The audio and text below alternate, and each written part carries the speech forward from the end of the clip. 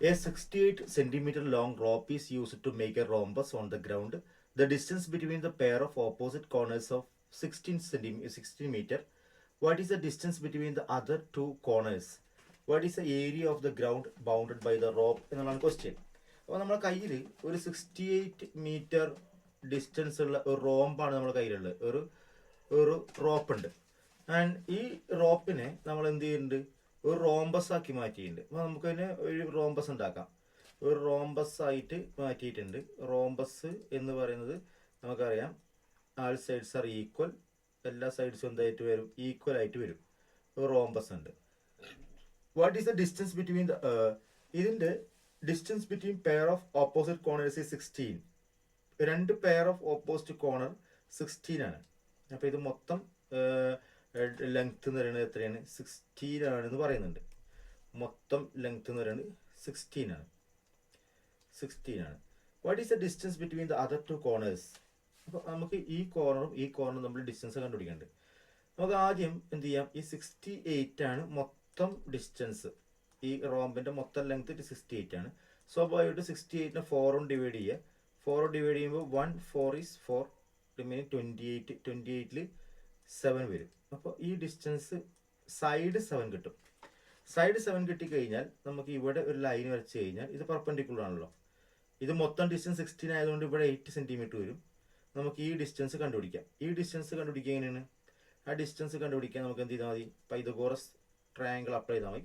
17 square minus 8 square ചെയ്യാം. 17 square is what, 289 ആണ്. 8 square is 64. Divide minus ചെയ്യുമ്പോൾ 225 കിട്ടും. 225 ആണ്.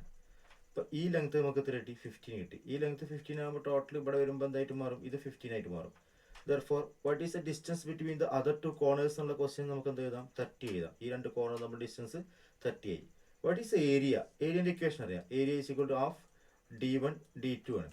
ഹാഫ് d1 d2നെ ഹാഫ് ഇൻറ്റു ഒരു ഡയഗണൽ 16 ആണ്, അടുത്ത ഡയഗണൽ 15 അല്ല 30 ആണ്. അപ്പോൾ 2 16 ക്യാൻസൽ ചെയ്ത് 8 കിട്ടും. 8 × 30 240 കിട്ടും. അപ്പോൾ 240 സെൻറ്റിമീറ്റർ സ്ക്വയർ ആണ് നമുക്ക് ഇതിൻ്റെ ഏരിയ കിട്ടുക. ഇൻ ദ ഫിഗർ നോക്കിക്കോളൂ, midpoints of the diagonals of a rhombus are joined to form a small quadrilateral. ഈ ഡയഗണൽസിൻ്റെ മിഡ് പോയിന്റ് ജോയിൻ ചെയ്തിട്ട് ഒരു സ്മോൾ കോർഡിലേറ്റർ ഉണ്ടാക്കി. Prove that this കോർഡിലേറ്റർ is A rhombus. സത്യം പറഞ്ഞാൽ മിഡ് പോയിന്റ് ഡയഗണൽസിൻ്റെ മിഡ് പോയിന്റ് അല്ല, ഡയഗണൽസിൻ്റെ ഹാഫിൻ്റെ mid points നമ്മൾ join ചെയ്യുന്നത്. അപ്പോൾ എന്തായാലും ഇതൊരു ഡയഗണലാണ്. നമുക്ക് ഈ ഡിസ്റ്റൻസ് എ എന്ന് ഇട്ടിക്കഴിഞ്ഞാൽ സ്വാഭാവികമായിട്ട് ഇത് എ ആയിട്ട് മാറും, ഇത് എ ആയിട്ട് മാറും, ഇതെന്തായിട്ട് മാറും, എ ആയിട്ട് മാറും. ഇത് എ ആകുമ്പോൾ ഇത് എ ആവില്ല, ഇത് ഡിഫറെൻ്റ് ആണ് ഡയഗണലിൽ. അപ്പോൾ ഇത് ബി ആവും, ഇത് ബി ആവും, ഇത് ബി ആവും, ഇതെന്തായിട്ട് മാറും, ബി ആയിട്ട് മാറും. അപ്പോൾ ഈ നോക്കൂ, ഇതിൽ ഒരു ട്രയാങ്കിൾ നോക്കിക്കഴിഞ്ഞാൽ ഒരു സൈഡ് എ ആണ്, ഒരു സൈഡ് ബി ആണ്. ഇതിലും ഈ ട്രയാങ്കിൾ ഒരു സൈഡ് എയും ബി ആണ്, ഇതിലും ഒരു സൈഡ് ബിയും എയും ആണ്, ഇതിലും ബിയും എയും ആണ്. അപ്പോൾ സ്വാഭാവികമായിട്ട് ഈ ട്രയാങ്കിൾസ് ഒക്കെ ഈക്വൽ ആണ്. ഈ ട്രയാങ്കിൾസ് ഒക്കെ ഈക്വൽ ആകുമ്പോൾ സ്വാഭാവികമായിട്ട് എൻ്റെ ഹൈപ്പോട്ടന്യൂസ് എന്തായിട്ട് മാറും, ഈക്വൽ ആയിട്ട് മാറും. ഹൈപ്പോട്ടന്യൂസ് ഈക്വൽ ആയിട്ട് മാറിയാൽ ഈ സൈഡ് ഒക്കെ ഈക്വൽ ആയി മാറി. സൈഡ് ഈക്വൽ ആയി കഴിഞ്ഞാൽ എന്തായി മാറി, അതൊരു റോംബസ് ആയി മാറി. പിന്നെ നമ്മൾ പ്രൂവ് ചെയ്യുന്നുണ്ട്, the area of a small rhombus is 3 square centimetre. What is area of the large rhombus എന്നുള്ളതാണ്. ഇതിൽ സ്മാൾ റോംബസിൻ്റെ ഏരിയ നോക്കാം. ഹാഫ് ഇൻറ്റു d1 d2 ആണല്ലോ. That is equal to half into d1 എന്ന് പറയുന്നത് എന്താണ്, ഒരു ഡയഗണൽ എന്ന് പറയുന്നത് ഒരു എ 2 എ. അപ്പോൾ d1 എന്ന് പറയുന്നത് 2 എ ഇൻറ്റു d2 പറഞ്ഞാൽ എന്താണ്, d2 പറഞ്ഞാൽ ഈ ഡയഗണലാണ് ബി ബി, അപ്പോൾ 2b. ഇതിൻ്റെ വാല്യൂ ഒന്നുണ്ട്, ദറ്റ് ഈസ് 3. ഇനി വലിയതിൻ്റെ പരപ്പളവ്, വലിയ സമഭുജസമതലത്തിൻ്റെ പരപ്പളവാണ്, ഏരിയയാണ്. വലിയ സമഭുജസമതലത്തിൻ്റെ ഏരിയയാണ് നമ്മൾ നോക്കേണ്ടത്. ആ area equation half d1 d2 ആണ്. അതിൻ്റെ ഡയഗണൽ എടുക്കണം. അപ്പോൾ ഹാഫ് ഇൻറ്റു അതിൻ്റെ ഡയഗണൽ എന്താ, d1 നോക്കാം. ഇത് ഡയഗണൽ d1, ഒരു എ 2 എ 3 എ 4 എ. അപ്പോൾ ഡയഗണൽ 4 ആണ്. അടുത്തതിൻ്റെ diagonal 1b 2b 3b 4b ആണ്. 4b ലെങ്ത് ആണ്. അപ്പോൾ ഇതിൽ നോക്കുക, ഈ ഹാഫ് ഇവിടെ ഉണ്ട്, ഈ 2 × 2 4 ഇവിടെ ഉണ്ട്, എ ഉണ്ട് ബി ഉണ്ട്, ഇവിടെ എ ഉണ്ട് ബി ഉണ്ട്. ബാക്കിയുള്ളത് ഇതിൽ ഔട്ട്ഫിറ്റ് ആയി നിൽക്കണം. ഈ വെട്ടേൻ്റെ വാല്യൂ 3 ആണ്. ഈ വാല്യൂ പറയുന്നത് 3 ആണ്. ഔട്ട്ഫിറ്റ് ആയിട്ട് എടുക്കുന്നത് ഇൻറ്റു പി ആണ്. അപ്പോൾ ഇൻറ്റു 4 എന്ത് കിട്ടും, 12 സെൻറ്റിമീറ്റർ സ്ക്വയർ കിട്ടും അതിൻ്റെ ഏരിയ. അടുത്ത question, what is the area of A largest rhombus then can be drawn inside a rectangle of side 6 centimeter and 4 centimeter. What is the area of a largest rhombus that can be drawn inside a rectangle of side 6 centimeter 4 centimeter? അപ്പോൾ നമ്മൾ ഇവിടെ ചോദിച്ചിരിക്കുന്നത് നമ്മൾ കയ്യിൽ ഒരു rectangle ഉണ്ട്, അതിൻ്റെ side എന്നുണ്ട് ഒരു സൈഡ് 6 സെൻറ്റിമീറ്റർ ആണ്, ഒരു സൈഡ് 4 സെൻറ്റിമീറ്റർ. അപ്പോൾ നമുക്ക് ഇതിൻ്റെ ഉള്ളിൽ എന്ത് വേണം?